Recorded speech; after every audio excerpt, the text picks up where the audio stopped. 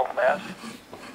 They're saying I've got to have a lawyer to the stuff to get me out. She will not allow my paperwork to go through the courts. She's refusing my right to represent myself. Another violation of the constitutional law, isn't it? Oh, yes. Yeah, it violates 18 subsection 4, Title 18 subsection 4 for misprision of felony. Because that's part of it, is that you cannot deny someone the right to represent themselves.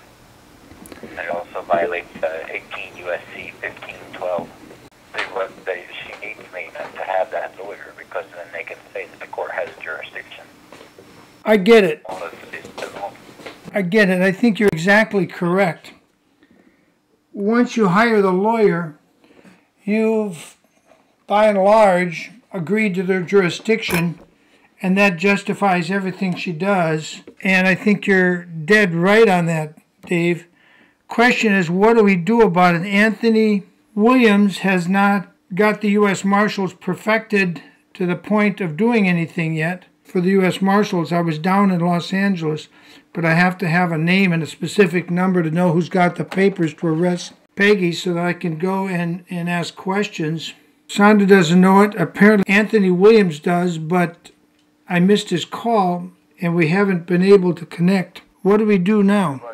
Well, if I had known what was going on, because I had told Sandra it was habeas corpus when I first got put in here, and apparently Anthony and my brother are the ones who told her not to file it, and that's the reason I'm still here. Had they filed it when I first got put in, like I told her to, they could have only held me for 3 days before releasing me. But now that all this other stuff's been stirred up, it's going to be a lot bigger fight. I'm probably going to be in here until the end of the month. Did you have a conversation with this criminal, also known as Judge Peggy Q. Lohan, since you were incarcerated? Oh, no, not since I've been incarcerated. Then how do you know they're demanding you get an attorney at law, a member of the Crooked Bar Association? We filed the habeas corpus, and Sandra called the federal court, and that same female judge that was Peggy's friend, the federal judge, told her that she was not going to allow it unless I got an attorney to represent me to get me out.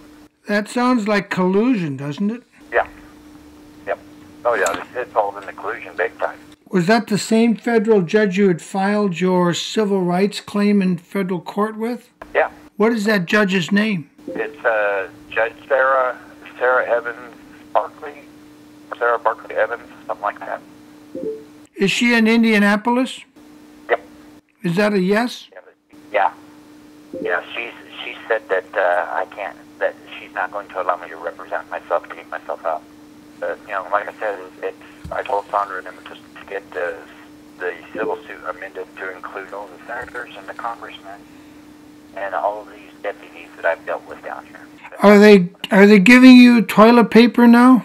Yeah, now. Why do you think they wouldn't give you toilet paper for 3 days? Just trying to make my life miserable. But why would the custodial jailers have any interest in that? Most of them weren't in the courtroom when you were arguing. Well, they know what's coming down the turnpike. They know what's going to cost them. They know they're going to get added to the suit.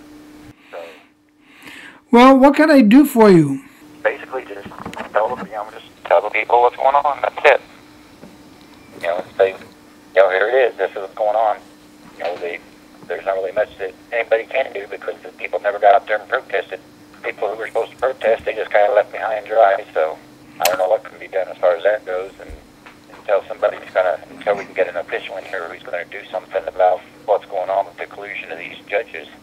Well, I'll contact Don today and see why they didn't do anything. I haven't contacted him. I told Sandra I would several times, and I'd just been so busy I never did. But I will call Don today. I'll do that. And until they do something out there in the public that gives these guys a black eye over what's going on, they're going to keep pulling every little string they can pull and do every little thing they can do. Yeah, well, I think you're right in standing your ground.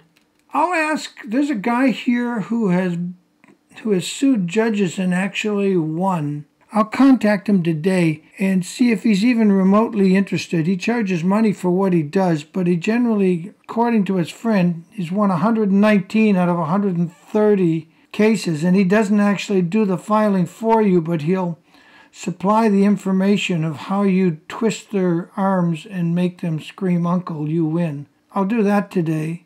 I was going to call him anyway, but I'm going to call him from a secure phone. I've got them. These guys are already dead in the water. I mean, they haven't even been able to answer my complaint to say they didn't do what I said they did. Yeah, I'll get this conversation we're having up on YouTube so lots of people can see it, including the person I'm going to call. You know, the bottom line is that the people who were supposed to show up from the National Liberty Alliance and do the protest, when they backed out, they took away the big black eye that was going to be the public embarrassment, right? When you're dealing with a system like what we have here, where it's so corrupt, where you've got 5 or 6, particularly in this case, 5 or 6 female judges who are all working together to keep things under wraps in the various places where they're doing things, then it makes it real hard to get a fair hearing in any system. Yeah, of course. I get it. That's why I have some time ago concluded that what is needed by people like you is, before you have this confrontation and you know they're going to do this to you, you need to have already got a common law grand jury sitting, taking evidence already, and a militia, an armed militia, to back them up. That's what U.S. Supreme Court Justice Antoine Scalia, has said several times in public, that ultimately, to reform this government gone completely out of control, the people have always reserved the right to form their own common law grand jury, not appointed by any judge, with the militia to back them up. What happened at Bundy Ranch is they didn't bother with the common law grand jury. They just had the militia show up. And that worries me, because it leaves open a possibility that the criminals in office may at some point start to try to behave like real honest judges and lawyers, and point out that they never had a common law grand jury. And I think it's absolutely tantamount, it's a threshold. Once you form that common law grand jury and they issue the true bill of indictment for Peggy Q. Lohan or any judge, attorney, district attorney, CPS worker, or anyone, once they issue that true bill of indictment, the militia has an absolute right to go arrest them and hold them in whatever manner they need to, without bail if necessary, until they can give them a trial the next day. And the trial should also be conducted by we the people, not the corrupt system. That's when we really start to take back our government. It becomes more clear to me every day what you said before, that these attorneys do not have a license from the state. They have a bar card issued by their private club. Right. And they have usurped the judicial branch. Well, it's working in a communist system. Well, it's worse than the communist system.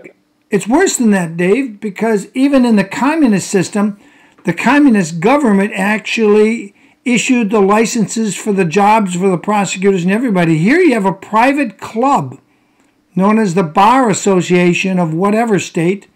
You have a private club running the judiciary. Right. And I don't think most people understand that. After what you said... It's like Peggy when I went to court. You know, when you say consent of the government, you don't consent, that's supposed to stop everything, right? She just looks at me and says, I don't care if you consent. Well, she didn't, but she will when she gets arrested by a militia. But that doesn't get you out of jail here and now. But down the road, she absolutely has to be arrested on the orders of a common law grand jury, true bill of indictment, with affidavit attached, carried out by an Indiana militia.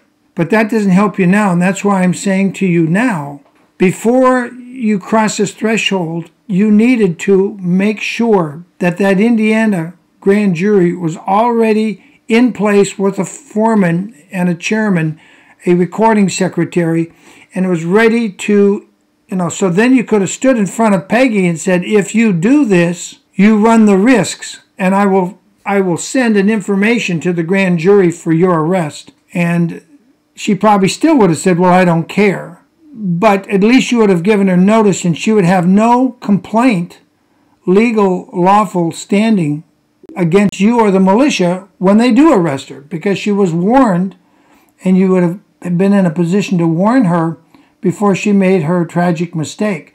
Now she's just going to have to pay the penalty.